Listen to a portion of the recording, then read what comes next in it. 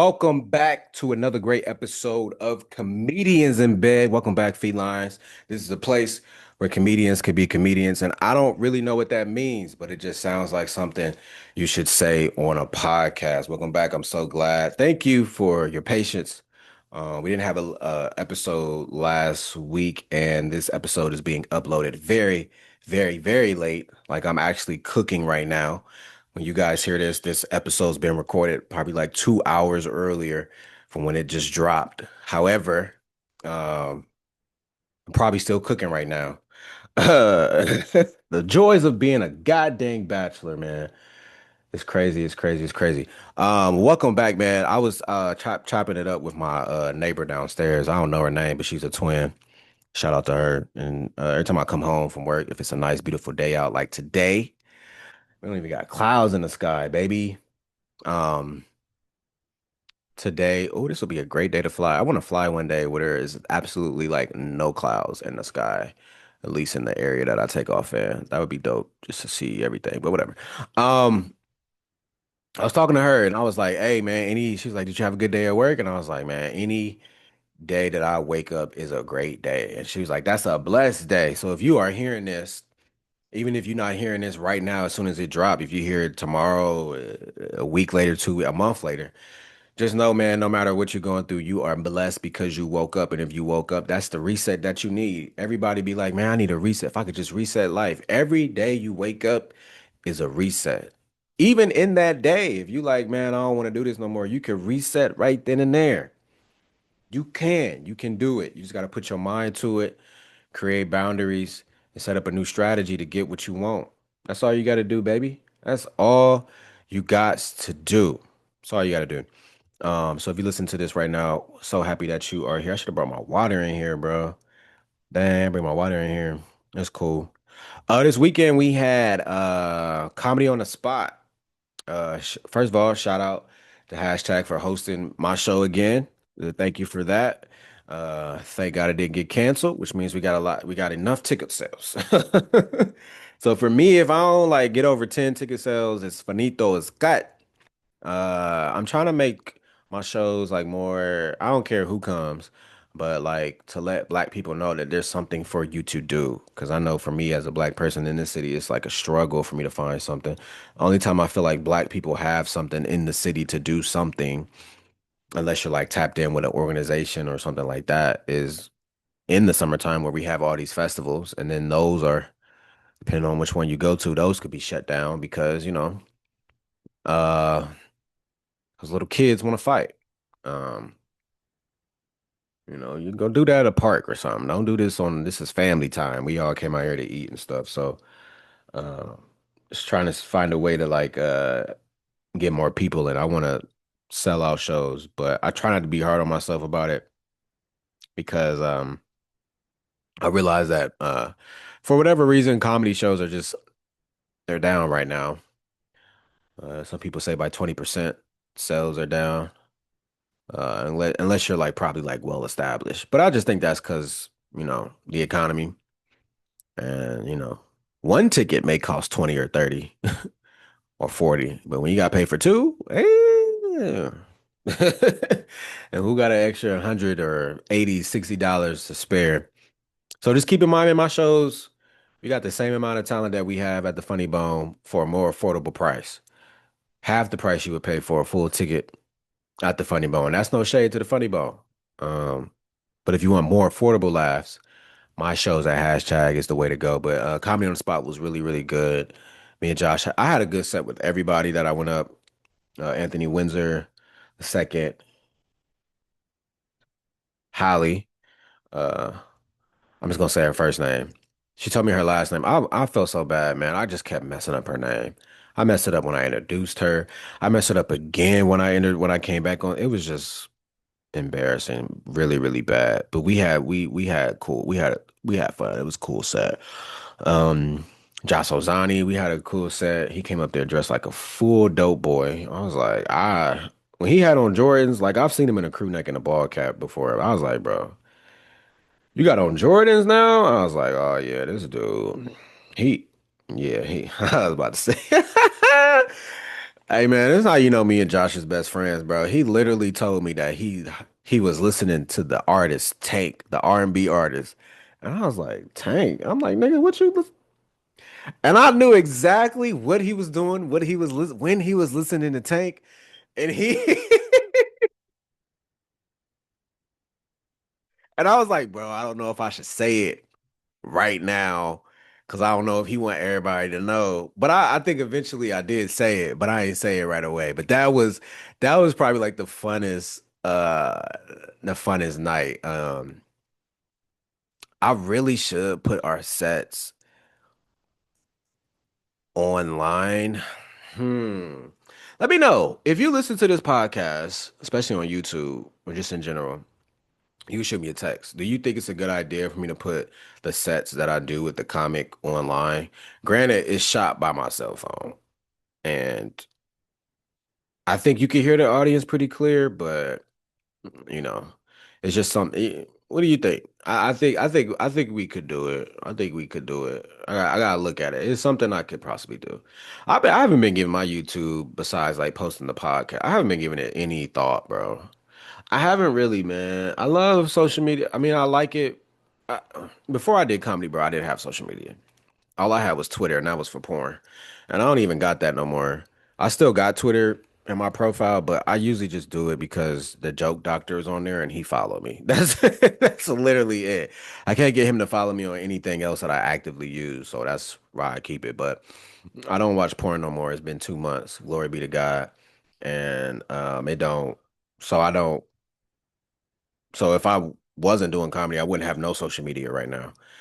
You guys would just have to see how good I look in person. Um, but I haven't really been, besides like dropping podcasts, I haven't really been dropping like social media stuff because I don't really like being on there. And as a comedian, I feel like you always have to be on there, or at least have some content that people are sharing that you be on there and stuff.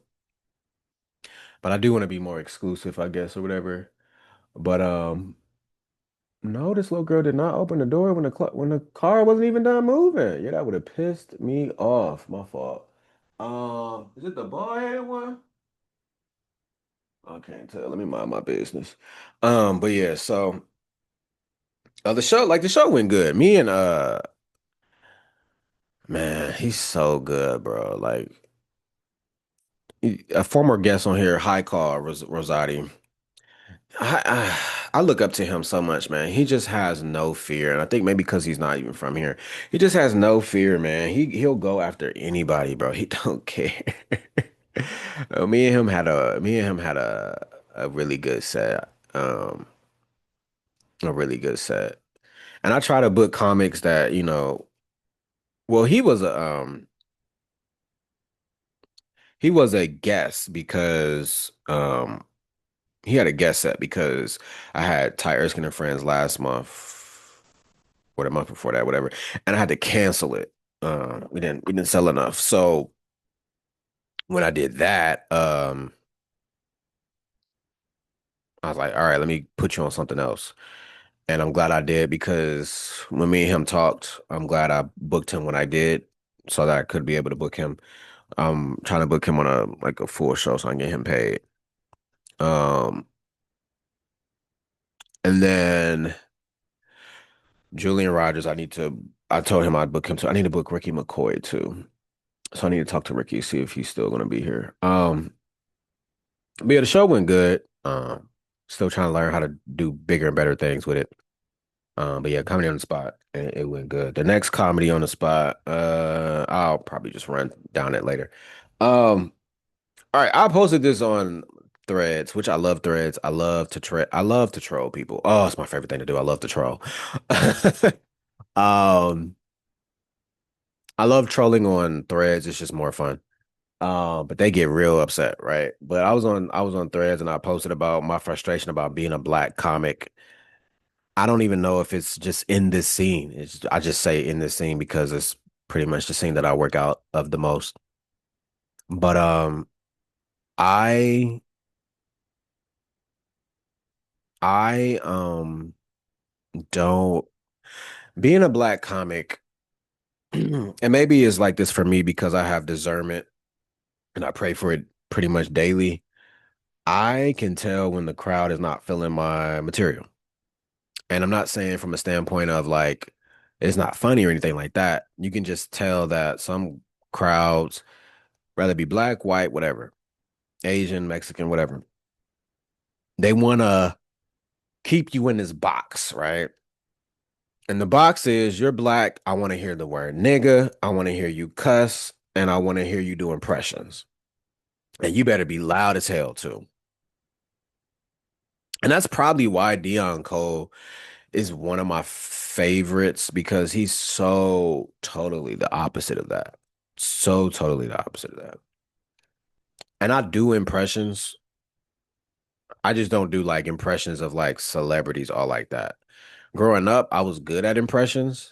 That's how I found out that I could sing or whatever, or could hold a note. I'll just say that. Uh, but as I started doing comedy, I'm like, I still want to do impressions, but like I'm not into like doing impressions of like famous people unless it's a singer and I can show you how they be singing and stuff. Because I think like how Prince, Anthony Hamilton, uh, Luther Vandross, Whitney, the way they sing to me is funny and it's fun, right? Like Duran Bernard, he has a musical background. He's in choir. He can play the piano. The way he sings, it's fun and it makes you want to sing along. I like those sing like Maxwell, D'Angelo, the way they sing, you love the song, you love the lyrics, but the way they sing the song, sing the notes, it's like, oh, this is a fun song to sing or whatever, or it makes you want to sing. Erica Badu, I love. Ooh, hey. I love Erica. Singers like that don't sing these days. It's like I put my pussy in your mouth and you like the way it tastes with like all this auto tune and I put my pussy in your mouth and you love the way it tastes. Like it's and I feel like sometimes it stunts my growth as a black comic because I don't do that. I barely move on stage, and when I do, I save it towards the end and it's a series of jokes where it's like, okay, he's doing this, he's doing that, he's doing this. But I barely move on stage, man, and um. the thing about it is that I've realized someone wrote a bio for me, um, and they said that I'm deadpan. And I didn't know what it was. I heard the word before, but I had to look it up. And I was like, yes, okay. Because when people be asking me what's my style, I'll be like, I don't know. I just talk. Um, but definitely deadpan for sure. But one of my favorite styles is dark comedy, bro. I didn't even know I loved it until I started doing comedy. I love dark comedy. Specifically, I like to make a lot of jokes about my dad.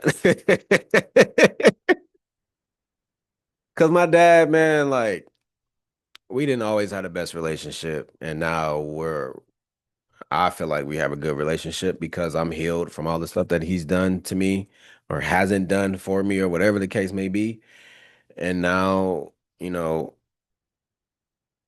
like my relationship with my biological dad is complicated. That's the reason why I said biological. But if you really think about it, like my dad,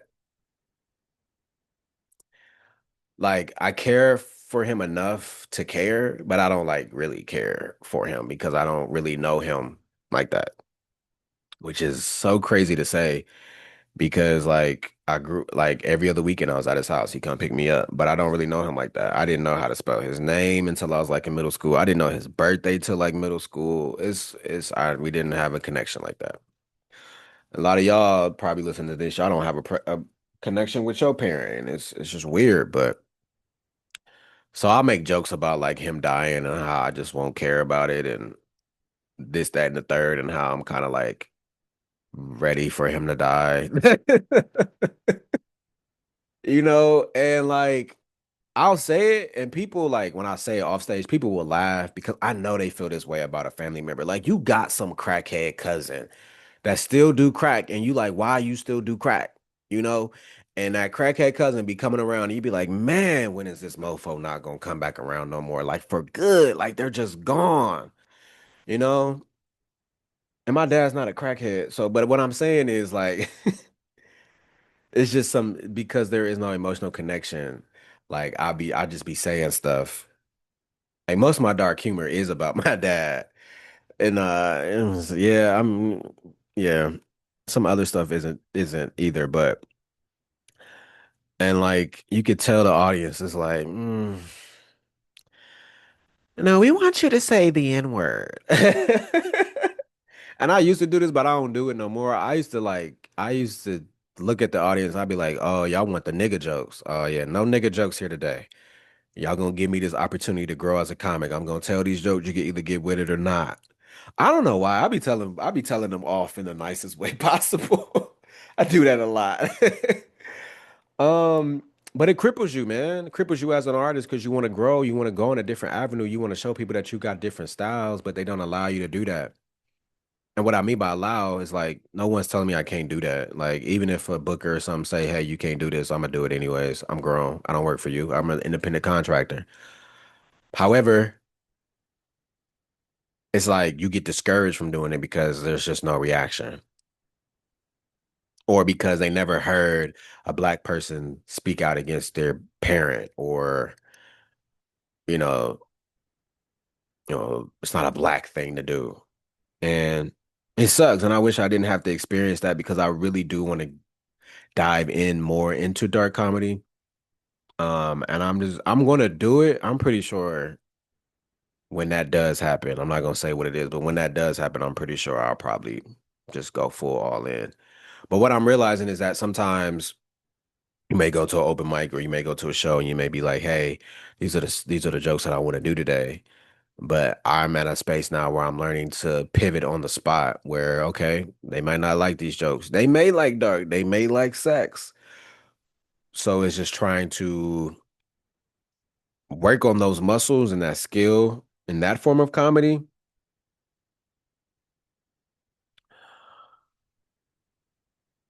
and not look at it as a hindrance. Like I'm trying something new and I'm growing, but right now I'm at the baby stages of it and this is the product.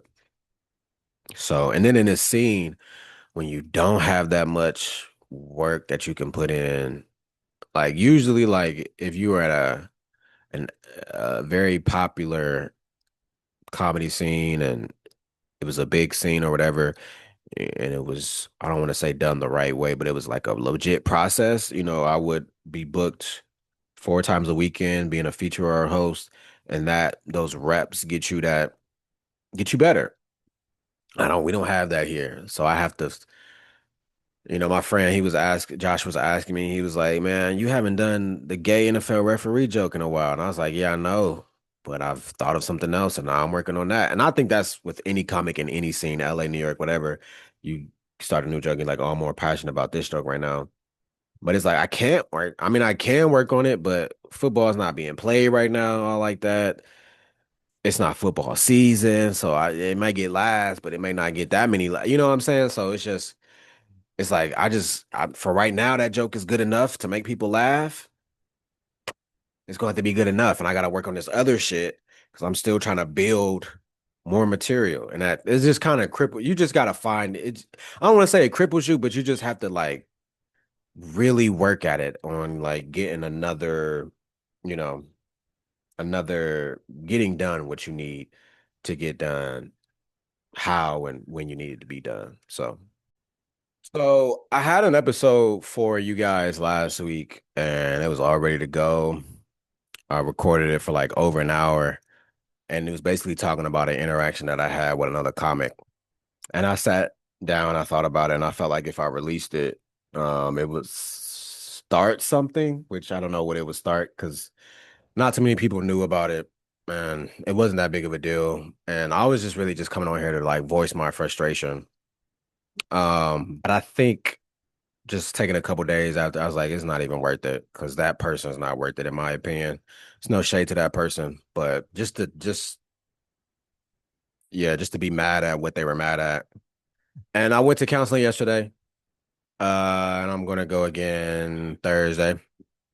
talk to my woman comic about it and see how she feels. But I know who I am as a man. And I know that a lot of women interact with men who don't know who they are as a man. I used to be one of them. I didn't really start to know who I was until 30. Like it was a journey and a process before that, because I've been in counseling since I was like 23 or 24 or whatever. But it's from 23, 24 to 30, it was a journey. And even in 30, that was the biggest final hurdle I had to take because it was probably one of the most depressing times in my life. Um, and I have to, and one of the things I've always prayed for is awareness, is discernment.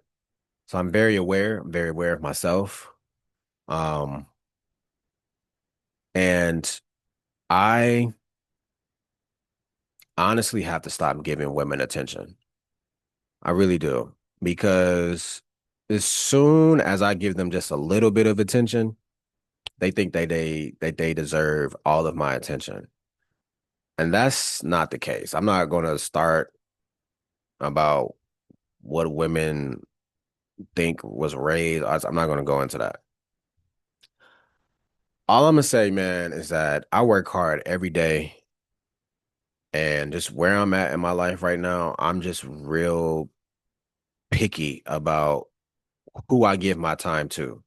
Like my biggest prayer these last couple days, it's been three things that I've been praying for the most for these past couple months, and that's for God to show me how to steward my time and asking God what is my assignment in this season of my life. And what's the other thing? I forgot. What was the other one? It's really just been, oh, and forgot to heal the trauma in my body.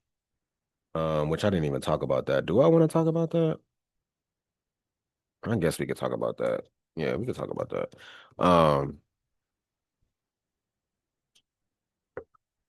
We could talk about that. And that's just been my biggest prayer, man, because I have no problem telling people like I used to be addicted to porn like too much. And I'm even reluctant to say that I'm not addicted to it anymore because I haven't watched it in like 2 months. But and it just to take up my life and then I would just see how tired I would be afterwards and it just was taken up and I was just like I really just want to like get rid of everything that I consume that's not like really helping me. The most thing that I consume the most is social media because I'm on it, so let that be the only thing. But even with that, have restrictions on that because I don't, it just ruins us, all this consumption that we're taking. We're not meant to take all that. And I think that women in my life, once they get a certain, once they get a certain amount of my time, they think they're just supposed to have that forever. And that's not the case. And I just think that my counselor was just like, he thinks that that's the reason why said comic was really mad because I used to give them a certain amount of my time and now I don't. And I understand that, but I think there's a way to go about that. And like, and it just should just be a simple conversation. That's not what I'm gonna talk about. But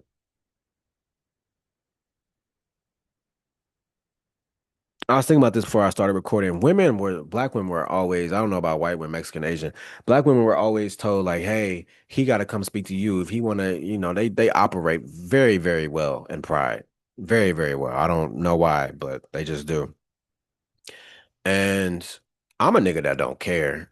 And that whole, oh, I gotta come speak to you just because you're a woman. No, I don't, I don't play by this invisible rule book on manhood and womanhood. If you were born a woman, you a woman. If you were born a man, you a man. This whole notion of, oh, you got to do this to be a man. I'm a man already. What are you talking about? What are you talking about? I am a man already. I don't need to pay these bills. I don't need to uh uh have this certain amount of women on my roster. I don't need to have make this amount of certain money. to be a man. I was born a man, and I embrace the manhood that I have. Um I embrace me. I think a lot of people don't like themselves. I embrace me. And I know that when people meet me, it's like a breath of fresh air. I'm not arrogant, I'm not cocky, but I pray for awareness of myself. I know that I have a great personality, and it can be off-putting sometimes because it's my personality is big, and that's confusing to a lot of people because at first when they first meet me, 9 times out of 10 I'm quiet, but that's, neurodiversion or whatever it is called, where you're an introvert and an extrovert. I'm that. And that's totally fine. Uh, but when people get a piece of me, they think that, oh, I'm gonna always have a piece of him. And it's like at this point, if I cut you off, it's because you did something. I'm not in the business of keeping people if we not growing. If the friendship is not growing, I'm not interested in keeping it. It's just that simple, bro. It's just that simple. There's friends that I don't have that don't live here. I got Josh that live in Florida. Another Josh. I got a Josh that live in Florida. I got Adrian that live in Pittsburgh. I got Venus that live back in Youngstown. Like all my these are my college friends. I don't see them all the time. I see them online. I don't see them all the time. But the reason why we're still friends is because our relationship grows and they're growing as individuals. So then as they grow, we come back together face to face. It's like, oh, we haven't lost anything. And just people just feel like they can, you know, keep me in this box. I'm a very solid dude who practice chivalry. And certain people just feel like, oh, Tyler's gonna always do this. And it's like, no, I'm not. Tyler's gonna always be here. And it's like, no, I'm not. I'm just not. And the reason why is because you are entertaining a friend or a person that you want to date who knows their worth and value. And because I know my worth and value, if I feel like I'm not being appreciated or if I feel like I'm being misused, I'm going to move on because I don't have time for this. Especially if it's a new friend that I just met. I'm not pressed on keeping new friends. If we start a friendship and we fall out and we go our separate ways, I'm more I'm so okay with that. I'm so okay with that because if we're now it depends on the age. If you're in your 20s, I give you a little bit more grace. I may come up to you and talk to have a conversation with you first. But if we're in our 30s and you can't come and have a civilized adult a conversation with me, but you want to talk behind my back, or when we do talk, you want to yell and argue. It's like, bro, we're both adults. We pay the same bills. We don't have to sit here and argue. We should be at a point where we can have a mature conversation. And if we can't, then that's fine. I'll just keep it cordial. I'll say what's up. And if I don't feel the love on that, then I'll bang out. But I'm not pressed to be keeping new friends. And as I get older and I get more wiser, I'm just realizing more about men, more about women, and more so about the men and women that I want to keep in my circle, especially when it comes to comedy. It's so much drama, especially with black comics. I don't try to be a part of that because if I was to try to be a part of that, I would wreck the game. My pettiness is unmatched. I don't even be petty no more. I don't even like arguing because I'm too good at it. That's not the brag. That's just the brag. That's not the brag on me. That's the brag on my trauma. Okay? I've watched my mom argue plenty of times. I know how to argue. I'm a comic. I'm a comic. Comics are if comics wanted to do something other than comedy, it would be being a lawyer because we both do the same thing, which is convince people that we're right. And I'm just not in the business of giving people this attention that they need all the time because I was doing that when I wasn't a healed individual and it bit me in my ass. And I'm not going to do it as a healed individual. So, all the attention that I wanted and that I was giving as an unhealed individual, I'm glad you got that. But now that I'm healed, you're not getting that. You're not going to get all of my attention and my time. And once I feel like you're misusing me and you're not you're misusing me, then I'm gonna have to walk away. And it's just as simple as that. And it's not no animosity, it's not no beef. But like people be asking me like, how come you single and you how come you don't got no kids or whatever? And it's like, bro, that's I long for those things and I do want those and I do pray for those things, but I'm not giving nobody my time and my attention that's not worth it. And if we're not constantly growing, then we got to back up. Now, if I was married to somebody, that's something totally different. I said this for better or for worse. Now, if you're not growing and you my wife, I'm definitely gonna be praying super hard. But yeah, nah, man.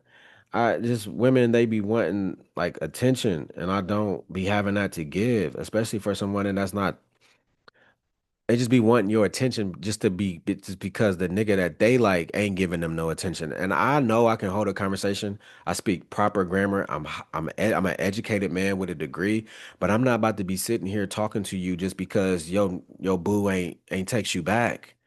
Them days is over. That's when I was in my 20s and lonely. I don't give a fuck no more. Somebody said you act like you don't care. I'm not acting. I don't care. And that I've grown to get used to it for the past 5 years. Or four, I've worked on, being comfortable with being uncomfortable. So me not caring, I'm fine with that. Because there was a time when I used to care too goddamn much. I don't care no more, bro. Partly because I am healed, but partly because I'm in my 30s and it's different. It's just a different level of maturity. I do not care. You know what I care about? I care about today. What did I have to do today? I had to get my ass up. I had to go to work, do what I need to do at work, come home, cook, wash clothes, go to the gym, and go to the open mic. And that's exactly what I'm doing. Until something else get on my plate to do today, then that's what I'll focus on. But if it's not, then that's not you. If I'm giving you my time and my attention, that's a blessing. Take it, bask in that. Not just because it's me, but because like tomorrow I could die and there's no more Ty. Now you're not getting no more of my time and attention. But what sucks is that you're not getting no more of my time and attention when I'm alive and you know I'm alive. That hurts even more. But I just don't got time for that, man. I don't know what this world got in store for us, especially America. I have no idea, man. I have no idea. I'm still trying to figure out if I even want to be in this motherfucker in the USA. I don't have time to be dealing and being around people who don't know who the fuck they are. And then when they see you, they want to victim blame and they want to blame you and oh, you did this to me when it's like nobody did anything to you. You just want to play victim because it works out for you. Okay. Ain't gonna work out over here. It ain't. It ain't. I just don't got time for that no more, man.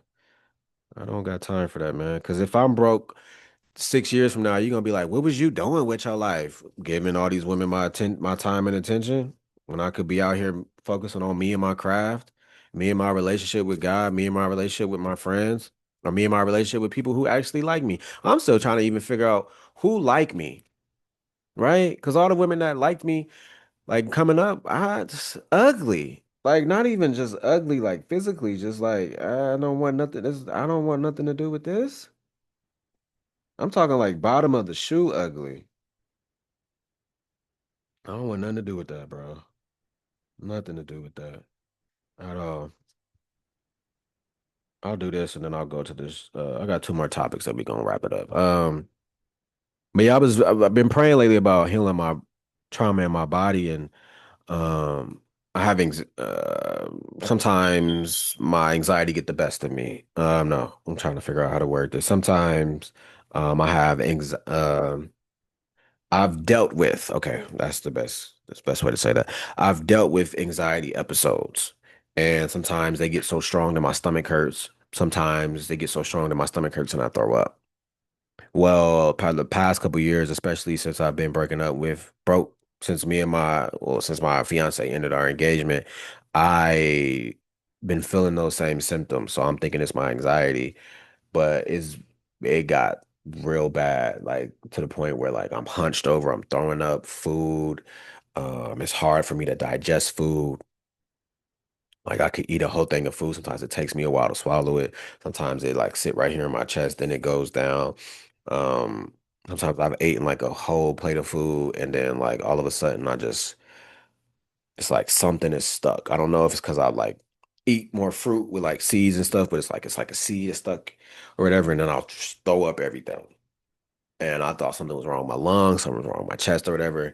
And I went to a chiropractor because I was trying to get my hips loosened up and stuff. And I didn't know they take x-rays, but they took an x-ray and he was saying that my hip and my left hip and my pelvis is kind of doing too much of the work. So we're gonna try to get that straightened back out so that everything is not, so certain body parts isn't overcompensating for other body parts. But he also asked me, he was like, hey, he said, you got a lot of gallstones. I've never even heard that word, but it sounded serious to me. But you got a lot of gallstones in your stomach. And he showed me the x-ray. And he was like, do you have anger issues? And I was like, huh? He was like, do you have anger issues? And I was like, and my eyes just started to, I'm an emotional guy. My eyes just started welling up. And I was like, and he was like, because gallstones come from anger issues, like past trauma trapped in your body. And I started crying because it was like, man, I've been praying for this, not this year, for years. Like there's two books that I've been meaning to read, and I finally read them. It was this book that I got at half price book called Healing Your Aloneness, and there's a subtext, a sub message, subtitle. And I had that book for years and didn't read it. And I just read it, like started reading it maybe 2 years ago and finished it up last year. And when I read a book where the title scares me, it's a book that I know I need to read. And then when I take too long to read it, like it's just sitting, there's some books over there that's just sitting, just waiting to be read. I'm like, yeah, I'm not ready to read that book yet. I know I need to work on this area. I'm not ready to read that book yet. But when I read that Healing Your Aloneness book, it was right on time. And when I read this The Body Keeps the Score book, it was right on time. It was right on time. And I was longing and praying for my body to be healed because I know I eat the right things. I know I go to therapy. I even go to, another form of therapy, brain spotting. I'm doing the work. But the trauma is still trapped in my body because sometimes I make decisions and I know this isn't the best decision for me, but I'm just reacting my trauma. And um he was telling me what foods to eat. I was telling him dragon fruit, beets, kale, broccoli. I'm like, yeah, I eat all that. I eat it all. I think last year I started to do real fruits instead of like frozen fruit in a bag. And then the kale and broccoli, I started doing that this year with protein bowls. And I was telling him, yeah, like I read a book about this. It's been one of my most frequent prayers as of here lately to heal the body of my trauma. And I thank God because I didn't know a chiropractor could do x-rays or figure that out. But I was telling him how there's this lady and I think she's in LA where she basically used like I don't know what the tool is called, basically like a little scalpel where she'll take and she'll just, if you're watching this right now, which you should on my YouTube channel at TYE Comedy, I don't know why you're not subscribed, but you should. Um, she takes like this instrument and then she just goes like this along your body and people will start screaming and crying and stuff. And she's like, yeah, let that trauma out. And I was like, oh my gosh. And she followed me on TikTok because I was like, man, I wanna do this so bad, but I don't got the money. Cause I looked it up on her website. The sessions are like 7K or like 5K. I'm like, I don't have that. And he was like, oh, there's a lot of services on my website that I don't have. I was like, yes, let's do it. Um, but I didn't know the chiropractor could get trauma trapped out your body. So I got to go back to him this Friday to continue to work these gallstones out. He said he's going to do something to help thin them out and it's going to help make them pass. I've seen them. They look like turds on the x-ray, but if you see them like a picture, they're disgusting. They're literally like little stones. I didn't even know your body could make rocks. And it's crazy. Um, but you know me, I do my research and I figured out a way to get rid of them by fasting. And fasting is something that I do on a regular, but fasting is definitely something like fruit fasting, like a fruit fast, something like that. I want to do that more. So I have to drink apples, like apple smoothies, for 6 days. So I have to do this fast for 6 days. And then on the last day, I have to drink grapefruit smoothie. So I got my juicer. We're gonna be juicing, and basically all that does, and there's more stuff I got to put into it, but magnesium citrate, olive oil, all that type of stuff, for the last day for the grapefruit, and it's gonna thin the gallstones out, and then after it thins them out, I will shit them out. So, but I'm so excited that I finally figured out what's wrong with me, because those motherfucking things hurt. And I have been getting so much, like they are very, very painful. I don't know if it's like when it hurts the most, like if that means there's being more stones created, I have no idea. But the pain is just, I remember one time I called my mom over here because I didn't know what was going on. My stomach was just and I almost went to the hospital. Now that I know what's wrong with me, I have no idea why I didn't go to the hospital. And the hospital is literally right there. I could walk to it. And I did not go. I don't even think I could have walked to it if I tried, nor drive. It was so painful. And my mom was just like, "You being dramatic." And I'm like, "Nah, bro." This is not normal. I don't know. Because I thought it was my anxiety. I didn't know what it was. I'm like, I told my mom, I feel like I'm about to die. That was the worst that I've ever felt it. There was a second time that I felt them, the gallstones acting up. That time was painful, but it wasn't as painful as, and that was, I would say I started feeling this gallstone like where it was like excruciating was last year, sometime around last year in the summertime. Now there was one more time. I don't know like if that was last year or the year before last, but it was one more time where I had a very, very bad, and it was just bad. But I thought it was because I had to talk about what I was talking about to my counselor that day, and I was just anxious. But so that might have been one, but I know for sure on two accounts where my stomach was just not right, and I didn't know what was going on. Like I called off work, or was that one time when I called off? So it might have been three. So the first time might have been the fourth time. But I think there was this one time, because I know one time I was working from home and I called off.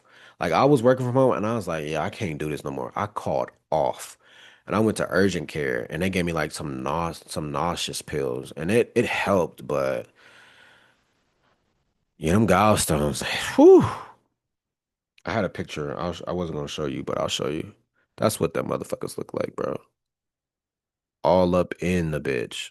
Just them bitches hurt, bro. So that's what's in me right now. So I have to thin them out, pass them through, because I'm not getting the surgery. Because I heard when you get the surgery, it decreases your energy significantly, and I'm not doing that. I'm already in my 30s. My energy is already being depleted every day. So. Last but not least, I got Hulu back. I know Hulu be putting out comedy specials like crazy now. They're good quality ones. And ever since I got rid of them, that's when I started putting them out. I still need to see War George Jr. on there. Some other ones I got to see. But Ricky Smiley put out a comedy special, and he's slowly becoming like one of my ones in my Mount Rushmore. He put out a comedy special, which I thought I haven't finished it. It's called Foolish. I watched the first 20 minutes, but I'm gonna start back over from the beginning. Because I was like, man, some of these jokes I've heard before, but that's because I've seen him uh in I seen him like not too long ago. Like I was still with my ex, so maybe like somewhere between 2 to 3 years ago. And it was really only one joke that I saw where I'd be like, oh yeah, I've seen that joke before. But today I listened to the Breakfast Club interview and he said that he hasn't done a special in like 10 years. And I was like, really? But if you if you've seen the last special, Casket Sharp, I don't think everyone's gonna like that one because you gotta be like, I don't want to say you gotta be in the church to understand, but if you're not in the church, you may not understand because yeah, some people may not even consider that a real special because you know some people, if you're not standing up doing jokes for an hour, you're not you're not really a stand-up comedian, all that type of shit. So I'm happy you're doing another one. I like this one. I'm gonna finish it through. I urge you guys to watch it. Ricky Smiley is so underrated. He's so slept on, but he's so funny. He's so funny, and he could reach anybody. He could reach the church crowd. He could reach an 18-year-old. Like he's just really, really funny. So I'm really tapped into that. And yeah, man, I really love his material. Like from that special, Casket Sharp, the one before this one, I still quote stuff from that. Like in my daily rhetoric, I still quote jokes from that. Like all the time, bro. All the time. So I'm eager to see this one. I'm ready to see this one. And I think I'm going to start rotating him in that fourth spot for comedy Mount Rushmore. But yeah, man, that's one comedy special to highlight. Check out. I don't know if I told you I watched the Arnett J one. Watch that one. That's a pretty good one on YouTube. He rarely puts out specials all like that, but that's a good one. I thought he did a really good job. You got that old school feel of comics saying whatever the fuck they want to say. And then you get that with the next special I'm about to tell you about, Ali Sadiq's Two Sons. I think that's the name of it. I'm like, dang, he really talking about his son like that. Like just going in saying I like my other son better. You know what I'm saying? So that's another good one. So, when I look at comedy and state of comedy and can you say this, can you not say this? You know me, I say what I want. I just say it in a different, clever way. Um, but yeah, man, I'm actually about to go watch that special right now as I cook. Um, so I'm excited about it. But yeah, man, if you're listening to this, man, don't give up faith, don't give up hope. Keep chugging along, keep chugging along. Uh,